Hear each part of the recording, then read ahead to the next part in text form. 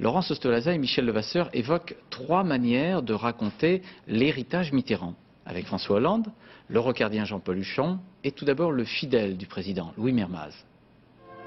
Première génération socialiste, Louis Mermaz. Il accompagne François Mitterrand depuis la solitude des années 60 jusqu'au congrès d'Épinay en 71. Omniprésent jusqu'aux victoires de 81 et 88. Deux septennats au cours desquels Louis Mermaz accède au perchoir de l'Assemblée et se voit confier par François Mitterrand 2 ministères. 40 ans d'étroite collaboration, l'apprentissage d'un disciple, l'héritage d'une tactique politique, une véritable école. Que toute politique, c'était une stratégie, c'est-à-dire des grands mouvements d'ensemble, et également une tactique, c'est-à-dire une adaptation au terrain quasi quotidiennement et aux sentiments, aux pulsions des hommes. Beaucoup d'hommes politiques considèrent que la tactique c'est méprisable. Mais si vous n'avez pas une stratégie et une tactique au service de la stratégie, vous ne faites rien.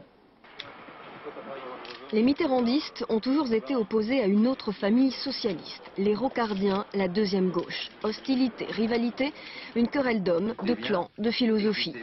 Parmi les proches de Michel Rocard, son ancien directeur de cabinet à Matignon, Jean-Paul Huchon. Ce qu'il retient de Mitterrand, l'héritage d'un comportement politique implacable.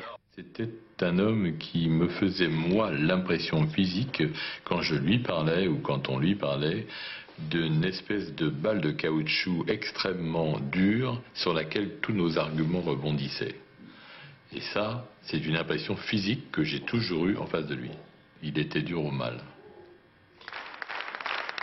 Autre tendance, François Hollande, issu de la génération 81, il a 27 ans lors de l'avènement de la gauche. Pour l'actuel premier secrétaire du PS, l'héritage Mitterrand, c'est avant tout la victoire des socialistes, mais aussi l'ouverture sur l'Europe. Bilan, 20 ans après, un mélange de filiation et d'émancipation.